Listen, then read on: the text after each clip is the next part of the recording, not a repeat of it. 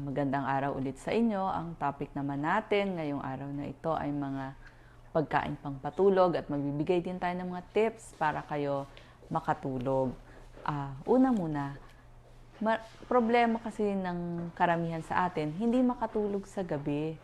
So, merong mga pagkain na maaaring makatulong sa inyo para magkaroon tayo ng magandang at mahimbing na pagtulog. Ano yung mga pagkain iyon? Ang number 1 dyan, saging. Ang saging ay may tryptophan. Yan, tsaka carbohydrate. So, naggagawa ito ng serotonin. Siya yung nagpaparelax sa atin. So, nababawasan yung stress. So, pag mas relax ka, mas makakakain ka. Tapos, ang number 2, kamote o sweet potato. Yan, maganda yan sa tiyan kasi complex carbohydrate siya. Hindi gaanong nagpapataas ng asukal sa dugo, mayaman sa fiber, B6, vitamin C and E, folate, at potassium. Gusto kasi siya ng tiyan, parang mas kalmado yung tiyan dyan. Number 4, yung mga oatmeal at cereals. Sa gabi, pwede din ito, hindi lang to pang umaga. Isang bowl ng mainit na oatmeal o cereal sa hapunan. Marami siyang vitamin B6 at melatonin. Melatonin yan yung nagpapatulog sa atin sa gabi. At syempre, lagi nga sinasabi, mainit-init o warm milk. Yan, gusto din natin mainit-init o warm milk. Kasi nakaka-relax sa ating tiyan. At ang gatas, meron ding tryptophan na nagiging serotonin na maaring magpa-relax at magpaantok sa atin. Ang isa pa, chamomile tea. Pag uminom ka ng mainit-init na to, parang nakakaantok. So, maganda rin siyang pangpatulog. At magbibigay rin tayo ng iba pang mga tips para kayo ay makatulog ng mahimbing. Oo. Oo nga. Bago tayo pumunta sa other tips, ang mga pagkain na iiwasan, kasi baka hindi kayo makakatulog eh. Iwasan yung mga karneng baka at baboy sa gabi. Kasi bakit? Baka kayo maimpatso, mahirap tunawin, matataba yun. So, mahirap tunawin ang tiyan. Syempre, pag makulo, masakit ang tiyan, masakit ang sikmura, mas hindi kayo makakatulog. Number 2, iwasan din yung sobrang busog. Kasi kapag sobrang busog ka at humiga ka, magkakaroon ng hirap matunawan ang inyong katawan. Number 3, iwasan din yung mga spicy food, sili, paminta, hot sauce, curry, kasi nagpapahapdian ng sikmura. Ayaw nyo naman na buong gabi humahapdi ang inyong sikmura. So, iwas muna dyan. Iwasan din yung mga alcohol o alak, kasi maiiba yung inyong pagtulog nasisira niya yung schedule ng inyong tulog. At syempre, kape at energy drinks kasi magiging upper siya high na high kayo. So, hindi kayo aantukin. Minsan nga, sa dami ng caffeine ng mga brewed coffee, 2 araw na hindi pa kayo nakakatulog sa mga hindi sanay uminom nito. Soft drinks, iwas din kasi marami siyang caffeine. Hindi po alam ng lahat yan, pero marami sa ating soft drinks ay maraming caffeine. So, ibig sabihin nun, hindi kayo makakatulog. Ngayon, merong mga tips na pwede tayong gawin para hindi tayo mapuyat. O yung gusto natin kasi, meron tayong regular na schedule. Kaya, sanayin ninyo yung inyong katawan ng paghiga, same time sa gabi, tapos yung pagising, pareho rin. Kasi magkakaroon tayo ng body clock So gusto natin, laging ganun, parang automatic yung katawan natin. Yun nga kanina, healthy diet, maganda sa katawan. Yung exercise, maganda din yung exercise para napapagod ang katawan at gawin nyo ito sa umaga o bandang tanghali. Tapos iwas nga yung mga kape sa hapon, huwag uminom ng alak, at huwag maninigarilyo. Gising din kayo pag ganun. Okay, naman Doc Lisa. At marami pa tayong mga tips na maaring din nyo pa naririnig, ibibigay sa inyo ni Doc Willie. Okay, so ito yung mga tips natin na pampatulog. Yan na, kitang-kita na natin. Ito yung mga pagkain mo, Doc Lisa.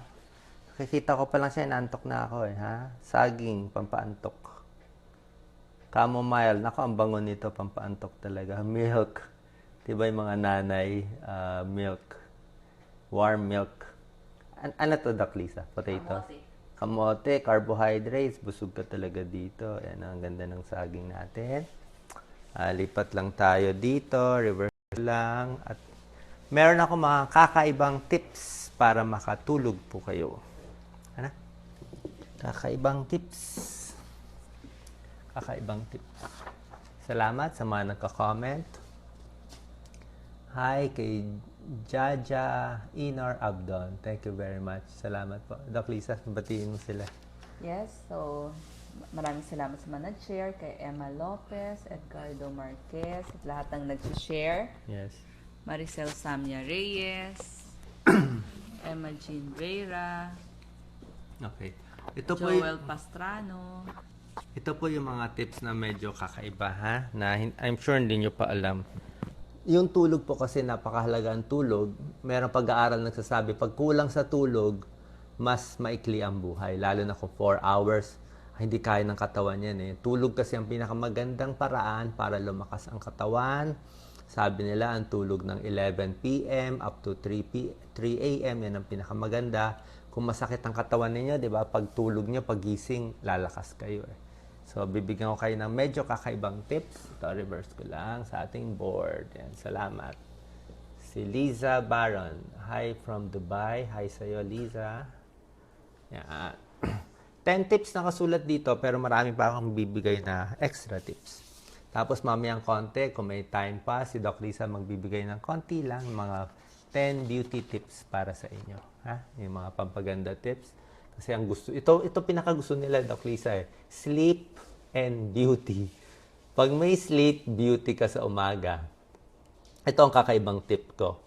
Alam nyo na yung exercise, di ba? Alam nyo na iwas alak, alam nyo na yung iwas sigarilyo. Pero ito, no mental work after 6. Kaya po kayo hindi nakakatulog, minsan ito rin problema ko, kung meron kayong meeting sa gabi. Siyempre kung alas 8 na ng gabi, alas 9 ng gabi na, tapos may meeting pa kayo, kausap mo yung boss mo, bibigyan kayo ng assignment, napakarami, hindi ka talaga makakatulog. Masyado ka excited sa gabi, ha? Marami kang pinaplano, hindi ka makakatulog. Sa umaga ka magplano, sa tanghali ka magplano. Pag gabi, medyo pa-relax na. Number 2, huwag naman mag-schedule na early morning meeting. Di ba? Palagay natin, sasabihin mo, may meeting tayo bukas, alas 7 ng umaga. Ang problema, pag nag-meeting kayo 7 ng umaga, hindi ka makakatulog buong gabi. Kasi isipin mo, nako, may meeting ako, napakaaga, kailangan ko matulog. Lalo mo sinasabi, kailangan mo matulog, sigurado ako, hindi ka makakatulog. Kasi hindi mo pwede ipilit yung tulog eh. Kailangan kusang darating yung tulog, i-meeting mo na lang ng mga alas 10 para hindi ka ma-pressure. Number 2, i-relax na yung utak. Pwede ka magbasa ng mga magazine, ng cartoon, relax na sa gabi. Ito po, medyo kakaibang tip ko. Pag sa gabi po, tinatago ko mga relos. Ha? Ito yung mga relos, hindi ko pinapakita. Yan si Doc Lisa, ang dami na ayos. So, masipag. Yan, no? Nakita niya yung time natin dito ngayon sa Philippines. Yan, 10 o'clock. Tinatago ko yung relos or binabaliktad ko yung mga relos. Bakit ko binabaliktad yung mga relos? Pag nakikita mo kasi yung oras, lalong hindi ka makakatulog. Makikita mo, ay 10 o'clock gising pa ako. Ay 11 o'clock gising pa ako. 12 gising pa ako. Ibig sabihin, lalo ka mape-pressure eh. Kalimutan mo yung relos, baliktarin mo siya, parang naka-relax ka talaga. Turn the clock around. Walang early morning. Tapos, number 5, kailangan maganda yung kwarto mo. Hindi naman maganda yung komportable. Tahimik. Ha? Tahimik siya. Madilim. Kailangan madilim. Hindi yung maliwanag masyado. Kasi ang gusto ng mata natin, madilim. Tapos, yung kama. Baka kasing tigas ng semento yung kama. Tama-tama lang. Anong kama maganda for back pain? Turo ko po sa inyo. Huwag yung sobrang lambot. Ayoko yung paghiga mo parang nakukuba ka. Huwag din naman yung sobrang tigas. Ayaw mo rin. Number 5, yun na nga, kain ng konting snack, konting warm drink, tama ba? May kaibigan kami, isang doktora, si Doktora Becky Castillo. Sabi niya, inom ng melatonin supplements. Pwede naman ang melatonin. Melatonin, yun yung ginagamit ng brain natin pampatulog. Baka makatulong konti. Ito number 7, sabi ito sa Biblia. Make your body tired. Sabi sa Bible, sabi sa Biblia, ang mga workers daw, ang sarap ng tulog. Yung mga construction workers. Kasi physically, pagod na pagod. Pero yung mga walang ginawa buong araw, hindi makakatulog. Meditate, music, massage, napakaganda. I-count mo yung blessings mo buong gabi. At syempre, pinakamagandang tip, ialay natin ang problema natin sa Diyos na tutulungan tayo para maayos yun. Okay? Lang, Doc Lisa, dito tayo. Yan, si Doc Lisa. Laging masipag. Ang sleeping pills, maraming humingi. Doc Lisa, ang sleeping pills, pwede kayo gumamit, pero paminsan-minsan lang. Una-una, mahirap makuha. Tsaka habit forming. Let's say, uminom kayo ng half a tablet ngayon. Pag half a tablet ngayon, bukas half a tablet, mahina na epekto. Tsaka ang problema sa sleeping pills, pag sobra lakas, alam mo yung mga sleeping pills, malalasing kayo. Parang feeling mo lasing ka. Tsaka mainly stress eh. Stress talaga. Itong tip, gusto to ng kalalakihan, pero baka hindi ko dapat sabihin. Sabihin ko ba itong number 13 tip? Para makatulog, Doc Lisa. Ayaw ni Doc Lisa, mainit. So, actually, may pag-aaral sabi yung sex daw, pagtatalik, sa mag-asawa, baka may tulong din na pampatulog. Tapos, sa mga hindi makatulog, pwede naman higa lang. Okay? Sa mga palagay natin, hindi kayo makatulog. Pwedeng higa lang kayo. Hindi naman kailangan na makatulog. Pwede mahiga lang. Kahit nakahiga kayo 3 hours, pwede na rin yun. Nakarelax na konti yung body ninyo. Tapos, pwede mag-pray at i-offer natin kay God yung mga problem natin. Okay? Meron kang gusto i-add, Doc Lisa? Sige, ako muna. Okay. Sige, ako lang muna. Focus natin. So, salamat sa mga nagbibigay ng tips. Si Sarah May, galing mo daw. Thank you very much. Zaldi, thank you very much. Si Vic, salamat sa pag-share. Pag sinishare nyo itong video natin, marami tayong naaabot kasi gusto natin magbigay ng tips, libreng tips at kasiyahan para sa ating mga kababayan. Okay? Chris Mar, watching from Chicago. Ang dami nating mga OFW na nanonood. Doc Lisa, meron ka mga tips para sa beautiful skin? Meron. Okay. Saan ba ang setup mo? Dito? Doon? Sige. Pwede ka na punta doon. Samahan na kita. Beautiful skin. Ito ang gusto nyo, pampaganda. Yan. Pinaghahanda ni Doc Lisa. I will reverse it. Ito, reverse. Okay, ang ganda pala ng shot natin, Doc Lisa, pag ganito. Kompleto. Maganda tingnan to, ang ganda tingnan. Salamat na rin ako sa mga nandito nakalagay yung mga awards ko, yung mga dating awards. Ito yung Jose Rizal Award, ito yung favorite award ko. Kung makikita niyo po, na merong nakasulat na Rizal sa tabi. Rizal yan eh. Rizal yung word, R-I-Z-A-L. Pabaliktad na Rizal. Ito bigay ng Department of Health. Ito, one of my favorite outstanding physician. Salamat sa mga nagbigay at may sumulat pa nga ngayon ulit. Yes, Doc Lisa? Okay. So, 10 ways to have a beautiful skin. So, hindi natin mapipigil ang pag-edad, pero madami tayong magagawa para mapabagal o madelay ang pagkulubot ng ating muka. Number 1 dyan, iwasan ang araw. Lalo na yung alas 10 hanggang alas 3 ng hapon at kailangan maglagay tayo ng sunblock. Ito, 30 or up. So, yung 30 o yung mas malapot pa, pwedeng 50, meron pa nga hanggang 100. Alam nyo ba sa paglalakad nyo, yung rays o yung ultraviolet rays ng sun, nagre-reflect yan papunta sa atin. Kaya kung pwede, maglakad din kayo dun sa may silong o yung may lilim. Ganon din sa pagbi-beach, nagre-reflect yan sa water at sa sand. Kaya kailangan natin itong mga sunblock na anti-ultraviolet A at B. At para hindi rin tayo magkaroon ng pangingitim o melasma kung tawagin. Pwede tayong gumamit ng payong, sombrero sa pagtatrabaho, iwasan ng alak at saka yung sigarilyo. Kasi pag naninigarilyo kayo, magkakaroon kayo ng lines sa kakahit-hit ng inyong sigarilyo at alcohol. Papangit ang balat nyo kapag laging umiinom ng alak. Yun yung nakikita nila. Tapos, number 3, kailangan din weather conscious tayo o pag nakamotorsiklo tayo, kung yun yung paraan para makapunta tayo sa ating trabaho, mag-helmet tayo, mag-sunglass tayo, para hindi tayo magkaroon ng mga wrinkles. So, kung nasa public transportation tayo, jeep, bus, medyo isara nyo yung bintana kung may bintana, para hindi lahat ng alikabok pumunta dun sa ating kutis. Number 4, yung tip nga natin, kailangan medyo mahaba ang tulog kasi kapag laging puyat, pumapangit ang kutis. Kasi yung skin, kailangan din niya mag-regenerate. Number 5, kung may paraan para iwasan ng stress, kasi pag stress, makukulubot talaga tayo.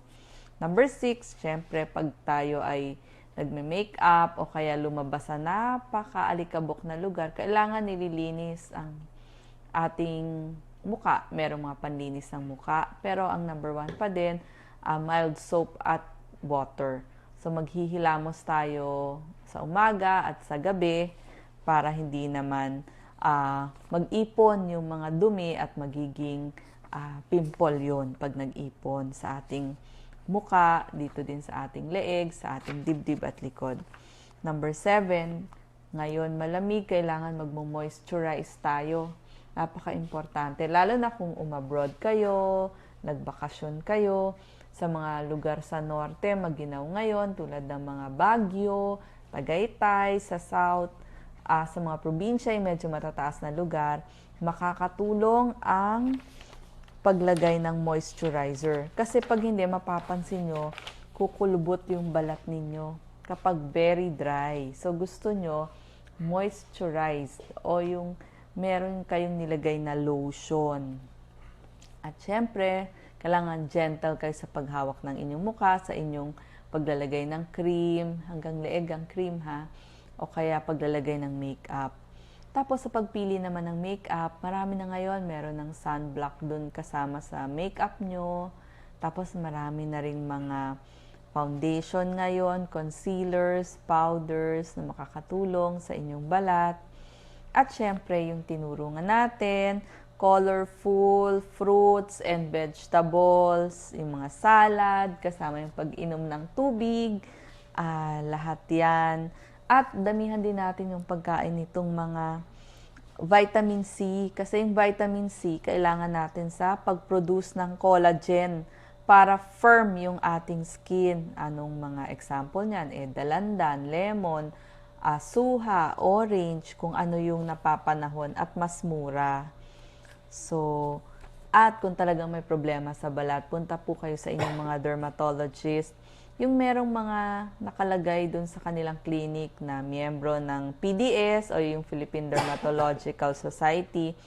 Huwag yung sa mga hindi tayo siguradong derma kasi baka lalong mapasama ang ating kutis pag hindi lisensyado o hindi eksperto pagdating sa derma or kutis. Yan. Ang ganda ng shot natin, Doc Lisa. White shot, to. Kitang-kita lahat, to. Sige. Yan. So, yan. Thank you very much. Ako naman, Doc Lisa. Palit Okay. tayo. Sige. Okay, kabit lang natin ang mic. I will reverse. Thank you, thank you. Ang dami natin na prepare sa inyo ngayon, ha? Meron na lang tayong mga final tips and final greetings sa ating kababayan. Ganda na prepare ni Doc Lisa. Ilang araw na niya pinaghahandaan yan. Lahat binibili sa supermarket para mabigyan kayo ng magagandang mga demo. Okay. So, Doc Lisa, bati muna tayo sa ating mga greetings. Salamat po sa pag-share. Yes, si Irene Magno. Kumusta sa inyo dyan? Si Beck Cabilion, Elizabeth Madison Taylor. So, from California, USA, si Maria Lori Lucia Etang, Surish Kalamay, Margie Smith, Christina Johnson, Marami tayong Cecilia Macalma. marami tayong viewers sa US Doc Lisa. Yes. Ito, Canada, si Quezon Yadske. Marami tayong Charlene Almogueras, Cindy Baldos, Alia Barrera, nasa Taiwan. Yes. Inay Alma, Oh. Kimberly Diaz, Dubai. May nag-comment kanina, Doc Lisa, English naman daw. Oo. nga. Para do sa mga asawa nilang mga Foreigners. Oo. Gusto namin magsalita ng English. Thank you very much for watching us, and we're giving health tips to our Filipino workers abroad and here in the Philippines. However, we cannot I think we cannot accommodate all of them because it's easier for our kababayans to understand it in Tagalog. But I have lots of videos in English which are uploaded in YouTube, 60 videos for you. And yun lang. Thank you for watching. At least maybe you can understand some of our demos. Yes. Okay, salamat po. At, Visual na lang. Visual na lang kasi mas malinaw minsan gusto ko mang-asar, 'di ba? Gusto natin magpatama, hindi nila makukuha yung joke natin. Anyway, bukod dito sa ginagawa natin, meron lang ako ibang papakita ngayon kasi 25 years na kami ngang tumutulong sa ating kababayan at we're celebrating 25 years this year. Pakita ko lang sa iyo, ito talaga yung pinakagusto ko gawin Kahit gustong-gusto namin magbigay ng health tips sa inyo, ito ang mas gusto ko pang gawin. Papakita ko sa isang pasyenteng natulungan namin. I think ito 6 months ago at ngayon. Magugulat kayo, ha? Very short lang to. Ito, pakita natin. Ito si Nanay, dumalaw. Daphne. Nanay Daphne. Dumalaw siya sa salamat. Dok, Ang kuwan po kahapon pa po Tingnan niyo kasi nangyari. sila dumating, silang mag-aama. Nakasakay po sila ng taxi. Tapos nung makita ko po itong bata, parang wala ako, nahulog talaga. Luha ko dahil ang hirap po kasi medyo, sa ngayon medyo mamula-mula siya ng konti, pero kahapon talaga, iba So, nakita nyo to talagang, nung nakita ko tong batang to, grabe talaga. Butot balat siya. Naiwan ata, walang nagbabantay lang sa kanya. Yung kapatid niyang, 10 years old pa lang. So, kawawang-kawawa, 6 months ago. Kaya nung nakita ko tong bata, dinala namin agad sa hospital. Yes. Ramdam ko, kahit na yung mga anak kong malalaki, sabi nila, dalhin na daw sa doktor. Kaso mo sabi, Na rin natin, libre naman daw yung initial na pagpasok, pero tutulungan ko na rin kayo sa makatulong na yan para at least maayos na. Tapos ang gusto nung pedya na tumingin na kailangan daw mas masustansya yung gatas, pwede nyo rin pambili ng gatas. Okay? Tapos, Doc Lisa, meron din tayo isang pasyenteng dadalhin din, very dehydrated yung pasyente, at sasabay na rin natin sa taxi. Di ba? Sabay natin sa taxi. Siguro ang tips ko lang sa kababayan natin, kung meron yung mga bata. At pag hindi inaabot ang pumasok para malik. Ito, dinala ni Doc Lisa sa taxi ito. 6 months ago. Mabait din yung taxi driver, in-accommodate sila lahat. Mabait ng taxi driver, hero siya. Ayan, hero. So, yan. So, nakita nyo yung unang nating ginawa, Doc Lisa. Tapos, papakitin ngayon ang itsura ng baby nung nakita namin nung 1 linggo. 6 months ago. Tapos, papakita natin ano na itsura niya ngayon. So, masaya tayo, Doc Lisa, sa mga ito, nandito na siya. Ito yung pamilya nila. Pakita natin. Ito yung family nila. Ito yung family, Okay, this is the family ni Daphne na pinuntahan namin. Yan. Ito yung isang kambal na babae. Tapos papakita natin yung nangyari sa kanila. Okay. Focus muna ako, Doc Lisa. Pakita ko lang to. So, ito yung video na bagong kuha. Ito na siya ngayon. Ito si Julius. Parang butot balat. Ngayon ako nakita ng ganun kabutot balat. Ito na si baby ngayon, Siya na. Ito siya na to. sa right. Taba na, Taba na niya, See? Oh, biglang tumaba. Oh, pakita natin ha.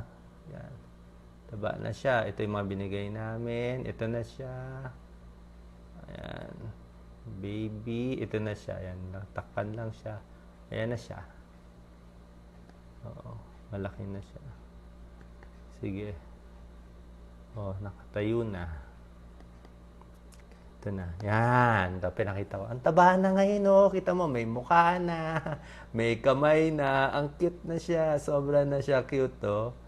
So, tuwan-tuwa kami at nabuhay na si baby. Mula doon sa butot balat. Kawawa talaga itong mga kababayan. Yan. So, anyway, napamahal na sa amin yung family at tuloy-tuloy nga. Tuwan-tuwa kami na magbigay sa inyo ng health tips. Pero kung tatanungin mo ako, Doc Lisa, ito talaga ang gusto ko gawin eh. Ito talaga priority ko. Kaya kung sa ibang araw, maggulat kayo, mabibisi kami, ito talagang gusto namin. Kasi ang dami nating kababayan, gutom, walang pamasahe. Yung isang beses, meron tayong 13-year-old na for dialysis. Yun talaga, maiiyak ka talaga. Dialysis eh. Walang libreng dialysis in the Philippines. Kasi sobrang mahal yung dialysis. May tulong konti, pero hindi kakayanin. So ito pa rin yung purpose natin. At nasasabi ko lang, oras na tumutulong kami dito sa mga barangay, feeling ko parang nasa ibang mundo ako eh. Para akong nasa heaven eh. Parang ginagawa natin yung utos ng Diyos. Save natin sila para mabuhay sila. Yan lang ang purpose ko sa mundo. 25 years na namin ito ginagawa. At who knows, baka magawa pa namin ng 10 years or bago tayo magtapos, papakita ko sa inyo yung ginawa namin. Hindi 25 years ago, pero 10 years ago. So ito, payat pa si Doc Lisa dito eh. Pero ito yung ginawa. Sa tulong ng kaibigan natin. Ayan.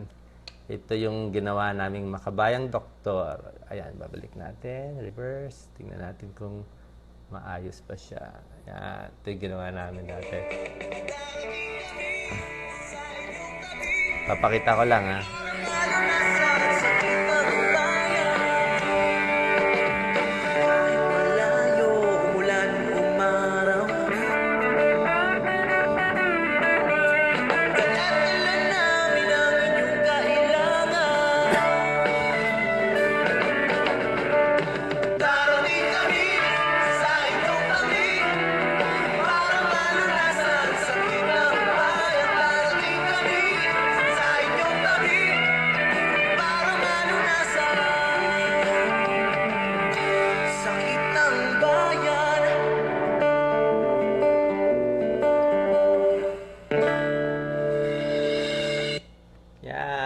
Ganda-ganda ni Doc Lisa dito. Ang payat pa Okay, sana natuwa kayo doon sa ginagawa namin at tuloy-tuloy ang paggawa natin yan.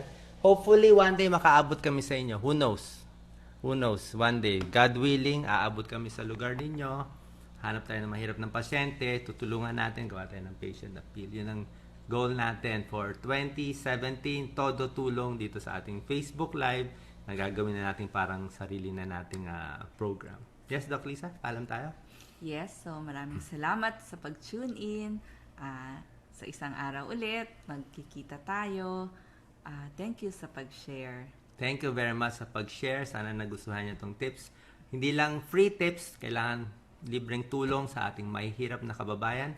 24 years, kung ilang taon pa bibigay ng Diyos, nandito tayo. At anyway, pag namatay na naman ako, andyan na naman yung mga videos ko, libre na naman sa inyo. At hopefully, ang pangarap ko at ang dasal ko, may libo-libong mga doktor na gagawa sa ginagawa natin. Hindi po tunay sa aking mga kapwa-doctors na malulugi kayo pag tutulong kayo sa mahirap. Ang mangyayari sa inyo, lalo pa kayong magiging masaya at bibigyan kayo ng maraming blessings ni God sa pagtulong sa ating mahihirap. God bless po. Ingat kayo. God bless po.